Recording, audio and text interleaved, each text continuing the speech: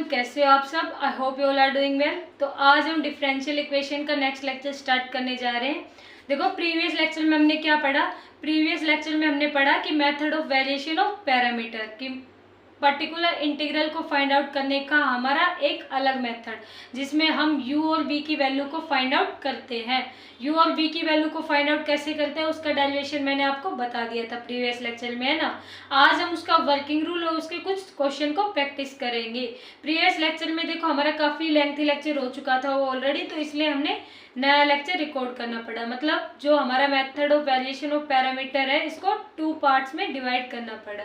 तो आज हम स्टार्ट कर रहे हैं method of variation of parameter, जिसमें मैं आपको बताऊंगी कि उसका वर्किंग रूल क्या होता है। उस वर्किंग रूल को हम क्वेश्चन में कैसे अप्लाई करेंगे, ये आज हम सीखने वाले हैं। तो हेडिंग लगाओ, method of variation of parameter. क्या है हमारी heading? Method of variation of parameter.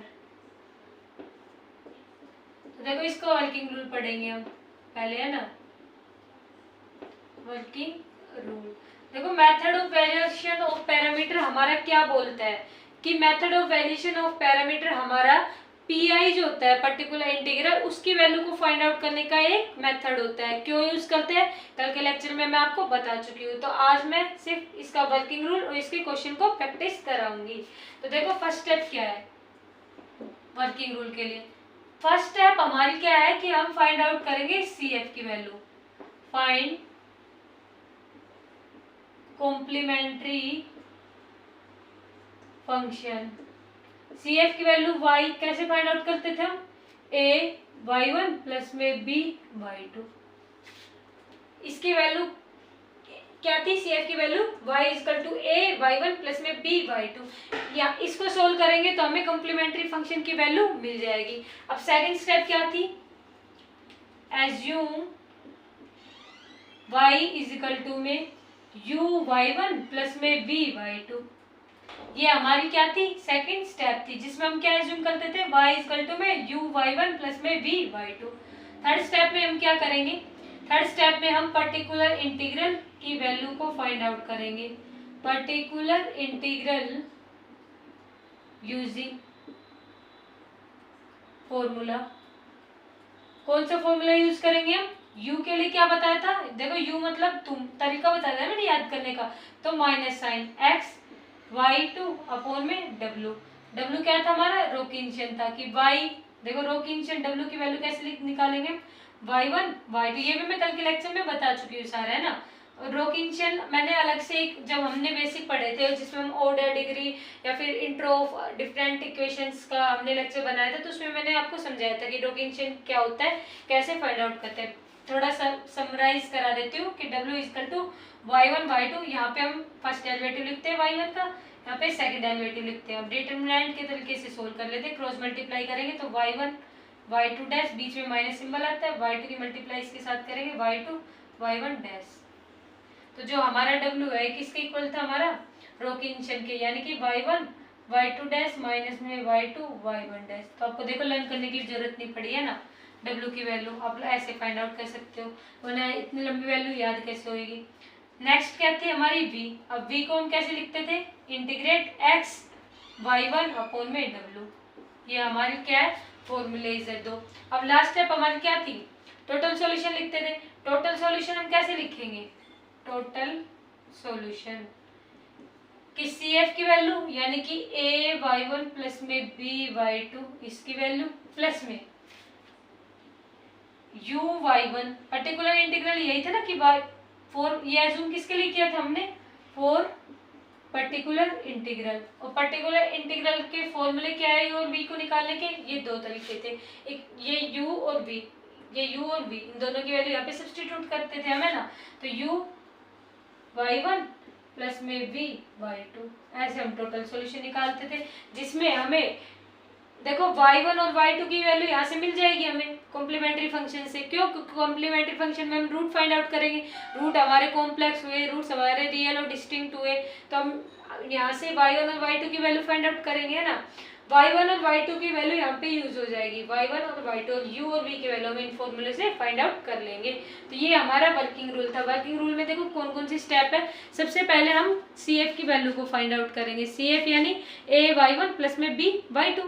उसके बाद हम क्या करेंगे कि एज्यूम करेंगे क्या कि y equal to u y1 plus में v y2।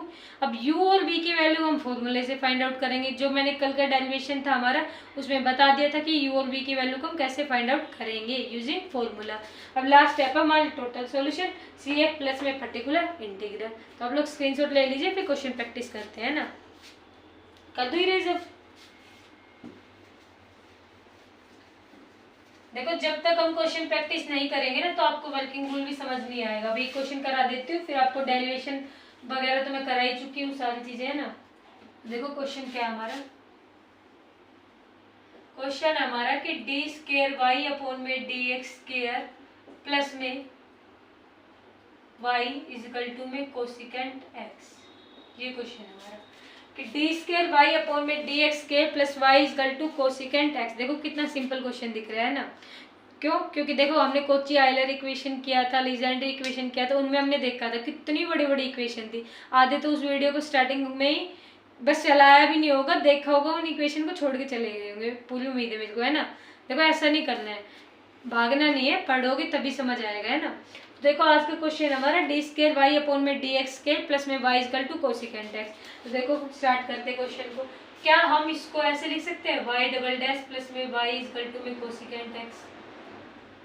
देखो बिल्कुल लिख सकते हैं। या इस डबल डैश को हम ऐसे लिख सकते हैं कि डी स्केयर वाई प्लस में Y equal to cosecant X. क्यों? क्योंकि इस डैश का मतलब डी बाई डी एक्स और कैपिटल डी, ये तीनों चीजें हमारी सेम होती है। मैं काफी बार बता चुकी हूँ, डी कैपिटल डी मतलब डिफरेंशियल ऑपरेटर यानी डी बाई डी एक्स यानी कि डैश। तो ये तीनों चीजें सेम है, तो इस चीज को मैं इन दोनों तरीके से लिख सकती हूँ, है ना। अब CF की, अब यहाँ से देखो पहले डी स्केयर प्लस में 1, यहाँ से हमने y कॉमन ले लिया क्योंकि देखो y यहाँ भी आ रहा है यहाँ भी, तो y कॉमन ले लिया तो डी स्केयर प्लस में 1 बचा इक्वल टू में कोसिकेंट एक्स। इतना लिखना है आपको। अब इतना लिखने के बाद हमारी फर्स्ट स्टेप क्या थी कि हम CF की वैल्यू को फाइंड आउट करते थे। CF की वैल्यू के लिए हम क्या करते हैं, राइट हैंड साइड को किसके इक्वल कर लेते हैं, 0 के, और y को उधर भेजेंगे तो y की वैल्यू भी 0 बन जाएगी, यानी कि डी स्केयर प्लस में 1 इक्वल टू 0। CF के लिए हम ऑक्सिलरी इक्वेशन को फाइंड आउट करते हैं। अब ऑक्सिलरी इक्वेशन का क्या यूज है मैं नहीं बताने वाली, क्योंकि इतने लेक्चर में बता चुकी हूँ ना मैं आपको बहुत ज्यादा बार। अगर आप लोग कंटिन्यूटी से देख रहे हो लेक्चर तो आपको रट जाना चाहिए अब तक ऑक्सिलरी इक्वेशन को कैसे फाइंड आउट करते हैं हम। तो देखो d को रिप्लेस करते हैं हम एम स्केयर प्लस में 1 इक्वल टू 0। तो m की वैल्यू क्या है हमारी, प्लस माइनस में आयोटा, यानी कि रूट्स हमारे कैसे हैं, रूट्स कैसे हमारे कॉम्प्लेक्स, कैसे रूट्स हमारे कॉम्प्लेक्स। और हमारी CF की वैल्यू क्या बनेगी, फिर यहाँ से हम क्या लिखते हैं a y1 प्लस में b y2, ऐसे लिखते हैं कॉम्प्लीमेंट्री फंक्शन की वैल्यू। लेकिन जब हमारे रूट्स कॉम्प्लेक्स होते हैं तब हम क्या लिखते हैं a cos x प्लस में b sin x। अब मैं ये भी नहीं बताने वाली हूँ कि कॉम्प्लीमेंट्री फंक्शन की वैल्यू रूट्स हमारे कॉम्प्लेक्स आते हैं तब हमारी ये वैल्यू कैसे आती है। क्यों? क्योंकि इस वैल्यू को मैं आपको कितने सारे लेक्चर में बता चुकी हूँ, है ना। जब हमने बेसिक लेक्चर किया था किसका, to find out complementary function, तो उस लेक्चर में मैंने आपको बताया था कि हमारे रूट्स रियल और डिफरेंट आते हैं, उसके लिए CF की वैल्यू क्या होती है। रूट्स हमारे रियल और इक्वल आते हैं उसके लिए हमारी क्या वैल्यू होती है, और जब हमारे रूट्स कॉम्प्लेक्स आते हैं तो उसके लिए हमारी CF की वैल्यू क्या होती है। अब मैं फिर से नहीं कराने वाली हूँ, है ना, तो आप देख लेना किसी को समझना है तो प्रीवियस लेक्चर में। तो CF की वैल्यू क्या है, a cos x प्लस में b sin x। अब यहाँ से कंपेयर कर लो आप, y1 की वैल्यू पता चल जाएगी क्या है cos x, और y2 की वैल्यू क्या है, यहाँ से देखो कंपेयर कर लो sin x। तो अब आपको देखो y1 और y2 की वैल्यू मिल गई। अब पर्टिकुलर इंटीग्रल फाइंड आउट करोगे आप लोग। सेकंड स्टेप में क्या थी, पर्टिकुलर इंटीग्रल, यानी कि y इक्वल टू में u y1 प्लस में v y2, ये पर्टिकुलर इंटीग्रल के लिए था। अब y1 और y2 की वैल्यू तो आपको पता चल गई, लेकिन u और v की वैल्यू को कैसे फाइंड आउट करोगे, इसके लिए हम क्या करते थे, फॉर्मूला अप्लाई करते थे। फॉर्मूला क्या बोलता था हमारा कि u इक्वल टू में माइनस y2x अपॉन में w, और w हमारा किसके इक्वल था? अब देखो w मैंने बताया था आपको, w क्या था हमारा? w इक्वल टू में y1 y2, यहाँ पे y1 डैश और y2 डैश, इसको डिटरमिनेंट के तरीके से सोल्व कर लो। तो w की वैल्यू हमारी किसके इक्वल आएगी? y1 y2 डैश माइनस में y2 y1 डैश। देखो मैंने भी देखो w की वैल्यू याद नहीं की, क्यों नहीं की? क्योंकि मुझे पता है w को हम y1 y2 y1 dash y2 dash से लिख सकते हैं, क्रॉस मल्टीप्लाई करोगे तो w की वैल्यू हमें मिल जाएगी। तो इसको बार बार रटने की क्या जरूरत है ना, जो चीज हम सोल्व कर सकते हैं, जिसको करने में सिर्फ दो से 4 सेकंड लग रही है, तो उसको मैं लर्न क्यों करूं, समझूंगी ना मैं तो, है ना। तो w की वैल्यू मैंने फाइंड आउट कर ली, और v के लिए अब देखो यहाँ से हम वैल्यू को सब्सटीट्यूट कर देते हैं पहले। तो माइनस y2 की वैल्यू क्या है? साइन x, तो माइनस का साइन x, है ना, इनटू में x मतलब हमारा राइट हैंड साइड, ये हमारी किसकी वैल्यू है? x की, यानी कि कोसिकेंट x।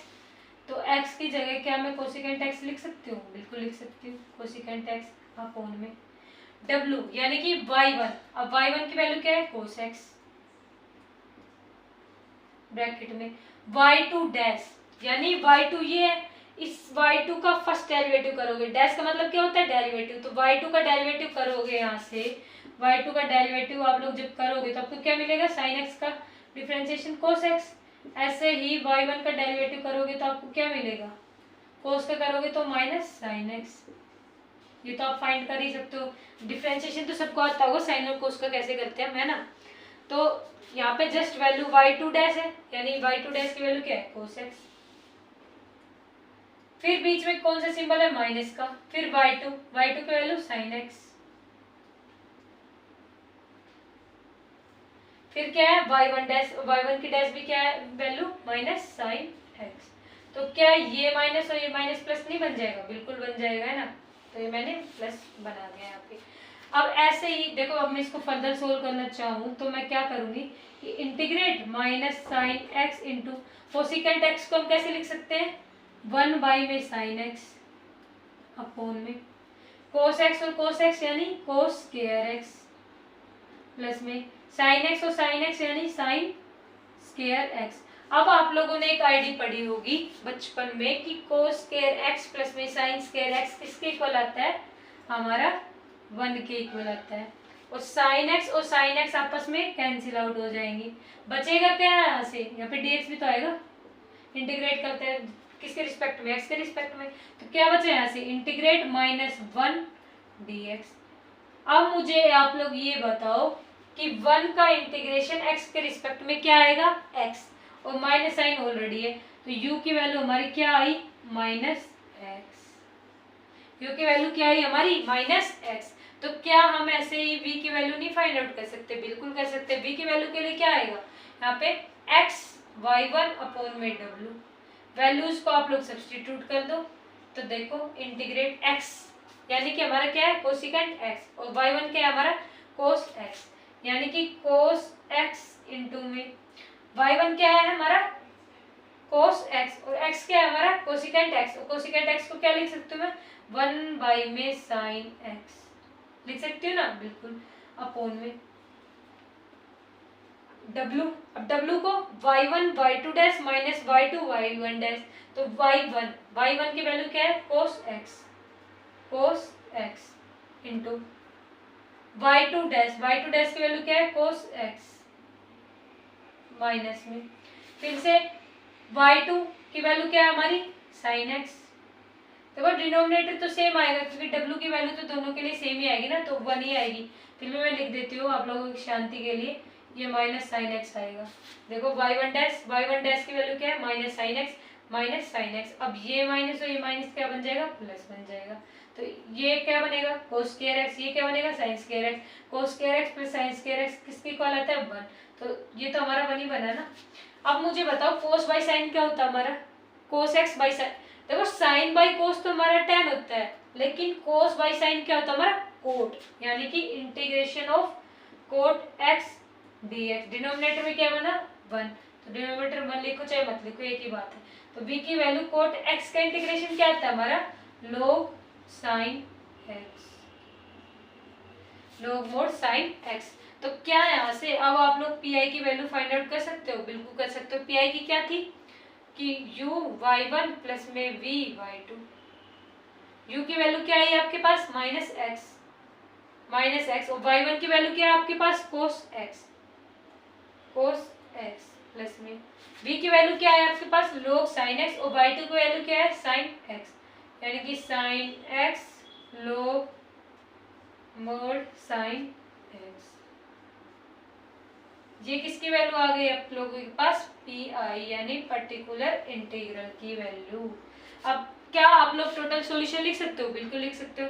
टोटल सॉल्यूशन क्या होता है हमारा सी एफ प्लस में पी आई यानी कॉम्प्लीमेंट्री फंक्शन प्लस में पी आई। कॉम्प्लीमेंट्री फंक्शन की वैल्यू क्या आई हमारी ए कोस एक्स प्लस में बी साइन एक्स, यानी कि ए कोस एक्स प्लस में बी साइन एक्स प्लस में पी आई की वैल्यू क्या है ये है। तो पी आई की वैल्यू को आप ये जो ऊपर इक्वेशन मैंने लिखी हुई है इस इक्वेशन को कॉपी कर लेना। तो ये हमारा टोटल सॉल्यूशन आ गया। तो देखो क्वेश्चन कितना सिंपल था, है ना। हमने क्या किया कि क्वेश्चन हमें ये गिवन था, यहाँ से हमने ऑक्सिलरी इक्वेशन को फाइंड आउट किया, M square plus 1 roots find out हुए प्लस माइनस आयोटा। कैसे आए रूट्स कॉम्प्लेक्स रूट्स आते हैं तो सी एफ की वैल्यू हम कैसे लिखते हैं ए कोस एक्स प्लस में बी साइन एक्स। तो हमने a cos x plus b sine x लिख दिया। लेकिन जब हम method of variation of parameter पढ़ते हैं उसका वर्किंग रूल, तब हम y की वैल्यू को सी एफ के लिए क्या लिखते हैं ए वाई वन प्लस में बी वाई टू।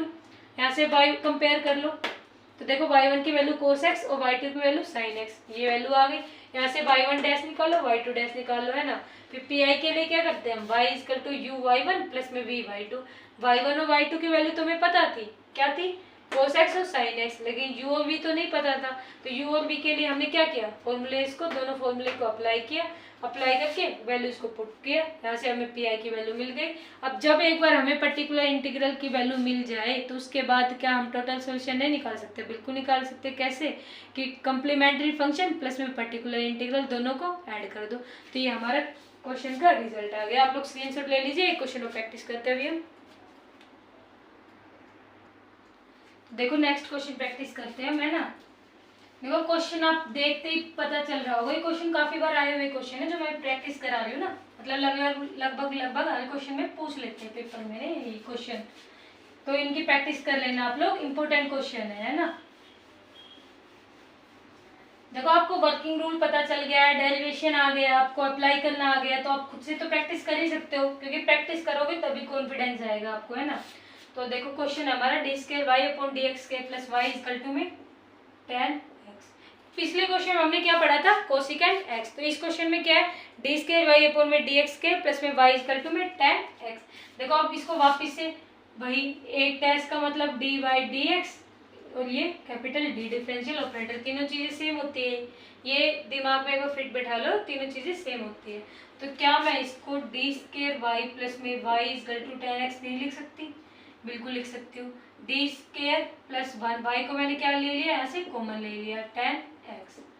अब देखो हमारी फर्स्ट स्टेप क्या, देखो आपको ना स्टेप याद हो जानी चाहिए, आपको 1 मिनट भी नहीं लगना चाहिए इस क्वेश्चन को सोल्व करने में, अब है ना, क्योंकि सी एफ की वैल्यू फाइंड आउट करोगे, सी एफ की वैल्यू के लिए ऑक्सिलरी इक्वेशन बनाओगे, ऑक्सिलरी इक्वेशन बनाओगे, डी को किससे रिप्लेस कर दोगे एम से, यानी कि एम स्क्वायर प्लस में 1 equal to 0, M equal to में प्लस माइनस आयोटा। कैसे रूट्स आए हमारे कॉम्प्लेक्स, तो जब हमारे रूट्स क्या आए कॉम्प्लेक्स आए तो तब हम y यानी कि सी एफ को क्या लिखते हैं a cos x प्लस में b sin x। और वैसे सी एफ की वैल्यू क्या होती है हमारी according to method of variation of parameter a y1 plus में b y2।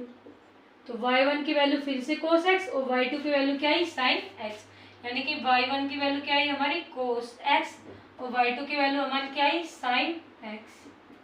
किसी को कोई डाउट नहीं होना चाहिए ना, कैसे आई ये वैल्यू, प्रीवियस क्वेश्चन में भी निकाला था। अब देखो यहाँ से मैं w की वैल्यू भी निकाल लेती हूँ। w क्या आता है हमारा y1 y2 डैश माइनस में y2 y1 डैश। किसी को डाउट हो तो w वाला मैंने निकालने का तरीका बताया हुआ आपको कि w इक्वल टू में ऐसे कर लिया करो y1 y2, यहाँ पे y1 का फर्स्ट डेरिवेटिव y2 का फर्स्ट डेरिवेटिव दोनों की क्रॉस मल्टीप्लाई कर लिया करो, तो यही आएगा y1 y2 डैश माइनस में y2 y1 डैश। x है ना w। तो मैं यहीं पे निकाल लेती हूँ एक बार, बार बार नहीं निकालूंगी। y1 की वैल्यू क्या है हमारी cos x,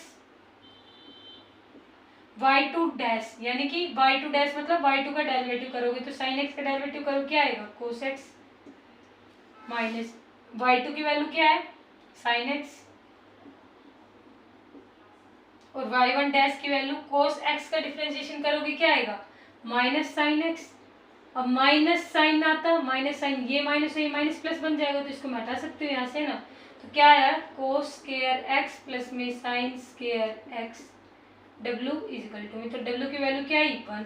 क्यों? क्योंकि cos square x plus sin square x हमारा किसके इक्वल होता है हमेशा 1 के इक्वल होता है। तो w की वैल्यू निकाल ली। तो क्या अब आप लोग u की वैल्यू को निकाल सकते हो माइनस में y2x अपॉन में w, और v की वैल्यू क्या होती है इंटीग्रेट y1x अपॉन में w, है ना।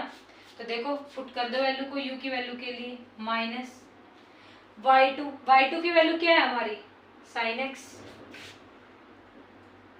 इंटू में x की वैल्यू क्या है हमारी tan x, और मैं एक बार लिख देती हूँ फिर इसको ओपन करती हूँ tan x अपॉन में 1 है ना, क्योंकि w की वैल्यू तो क्या है 1। तो देखो माइनस sin x इंटू में tan को कैसे लिखते हो आप sin x अपॉन में cos x, है ना। अब इसको आप लोग फर्दर लिखोगे तो sin x और sin x क्या बन जाएगा sin स्क्वायर x अपॉन में cos x। बताओ dx भी तो आएगा साथ में। ये बन गया, क्या बन गया कि u इजकल टू में minus integrate sin x into में tan x dx, minus sin x into में tan को कैसे लिख सकते हैं sin अपॉन में cos, यानी कि माइनस sin स्क्वायर अपॉन में cos x dx। क्या अब आप लोग सॉरी ठीक लिखा है मैंने, हाँ देखो क्यों, क्योंकि u की वैल्यू क्या होती है माइनस y2x अपॉन में w, एक माइनस हमने ब्रैकेट के बाहर लिखा हुआ है, तो sin x इंटू में tan x dx। tan की वैल्यू को क्या लिख दिया हमने जस्ट sin x अपॉन में cos x। तो देखो इतना करने के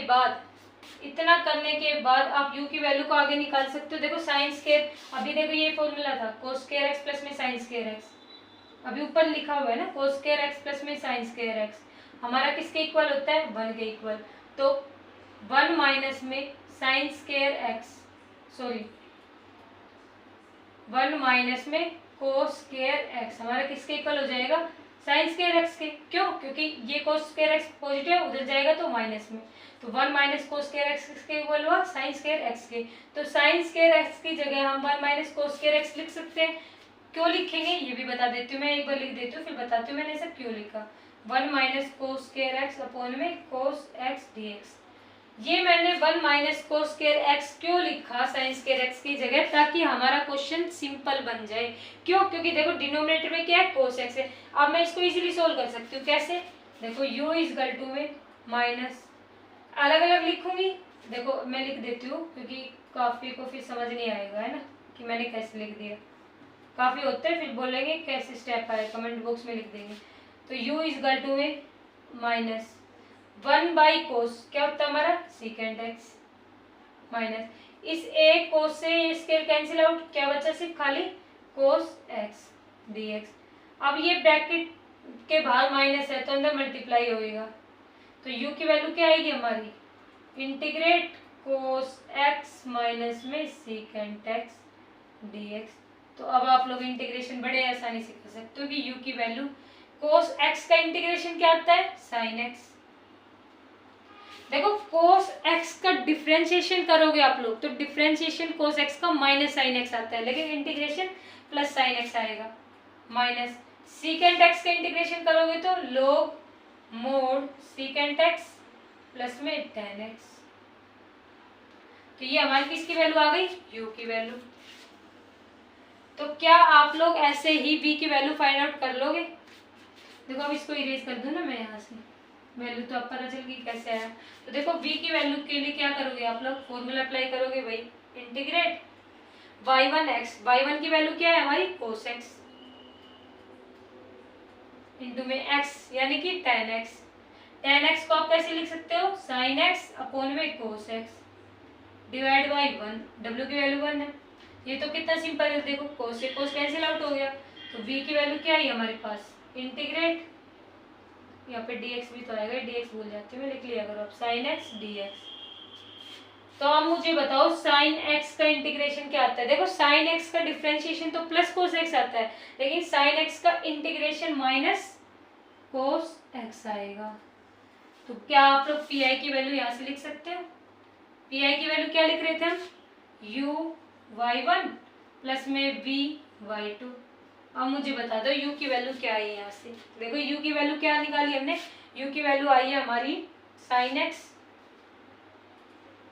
minus log mode secant x plus में tan x इंटू में y1, और y1 की वैल्यू क्या है हमारी, y1 की वैल्यू है cos x, तो इंटू में cos x प्लस में, प्लस का सिंबल है, v की वैल्यू क्या है हमारी माइनस cos x, यानी ये प्लस हमारा किस में कन्वर्ट हो गया, माइनस में, माइनस cos x इंटू में y2 की वैल्यू क्या है, देखो y1 की ये थी, y2 की sin x इंटू में sin x। ये हमारी किसकी वैल्यू आ गई, पर्टिकुलर इंटीग्रल की। तो क्या आप लोग टोटल सॉल्यूशन लिख सकते हो, बिल्कुल लिख सकते हो, CF प्लस में PI, यानी ये जो हमारी CF की वैल्यू थी क्या, ये आई थी ना equation, a cos x plus में b sin x, इसमें ये वाली इक्वेशन को ऐड कर दो तो हमारा क्या आ जाएगा, टोटल सॉल्यूशन। तो आई होप आज का लेक्चर आपको समझ में आया होगा। आज हमने 2 क्वेश्चन के प्रैक्टिस किया। देखो बाकी क्वेश्चन को प्रैक्टिस करोगे तो इसी मेथड से, क्योंकि वर्किंग रूल तो सभी के लिए सेम है। आपको क्या करना है कि कॉम्प्लीमेंट्री फंक्शन की वैल्यू को फाइंड आउट करोगे तो आपको वहाँ से y1 और y2 की वैल्यू मिल जाएगी। फिर वहाँ से y1 y2 की वैल्यू को यूज करके आप लोग u और v की वैल्यू को फाइंड आउट कर सकते हो। कैसे, फॉर्मूले में वैल्यूज को सब्सटीट्यूट करके। u का फॉर्मूला क्या होता है, minus integrate x y2 upon w, और v का फॉर्मूला क्या होता है, इंटीग्रेट x y1 अपॉन में w। तो y1 और y2 की वैल्यू पता है आपको, सब्सटीट्यूट करो, u और v की वैल्यू मिल जाएगी। वहां से पर्टिकुलर इंटीग्रल की वैल्यू को कैसे निकालोगे आप लोग कि u y1 प्लस में v y2, वहां से पर्टिकुलर इंटीग्रल की वैल्यू मिल जाएगी। टोटल सॉल्यूशन आप लोग निकाल ही सकते हो। कैसे, कॉम्प्लीमेंट्री फंक्शन प्लस में पर्टिकुलर इंटीग्रल। तो देखो आज का लेक्चर हमारा कितना इंपॉर्टेंट लेक्चर था, आपको समझ आ गया होगा। अभी हमने method of variation of parameter भी कंप्लीट कर लिया है। अब नेक्स्ट जो हमारा लेक्चर आएगा वो हमारा आएगा मेथड ऑफ अनडिटरमाइंड कोफिशिएंट। देखो इस चैप्टर में जो हमारी यूनिट है डिफरेंशियल इक्वेशन, उसका इम्पोर्टेंट लेक्चर ये जो नेक्स्ट पढ़ेंगे हम अनडिटरमाइंड कोफिशिएंट, वही बचा हुआ है। हमने सारे जो टॉपिक है उनको कवर कर लिया है अब तक, है ना। तो हमारी यूनिट कंप्लीट हो जाएगी। इसके बाद हम एप्लीकेशन पढ़ेंगे कि एप्लीकेशन ऑफ डिफरेंशियल इक्वेशन की, जो हमारी डिफरेंशियल इक्वेशन हमने पढ़ा है इसको हम कहाँ कैसे यूज़ कर सकते हैं। जैसे रेजिस्टेंस वाले क्वेश्चन आएंगे, सिग्नल वाले क्वेश्चन आएंगे, उनमें हम डिफरेंशियल इक्वेशन को यूज़ करेंगे। ये जो सारे मेथड हमने पढ़े हैं तो इनका एप्लीकेशन जानेंगे, तो हमारा वो अलग से चैप्टर बना देंगे, हम उसको अलग से उसको रिकॉर्ड करेंगे, है ना। बाकी इस यूनिट है जो हमारी डिफरेंशियल इक्वेशन, इसमें तो सिर्फ एक लेक्चर बचा हुआ है मेथड ऑफ अनडिटरमाइंड कोफिशिएंट। बाकी सारे टॉपिक हमारे कवर हो चुके हैं। सो बने रहिएगा चैनल से, please share and subscribe my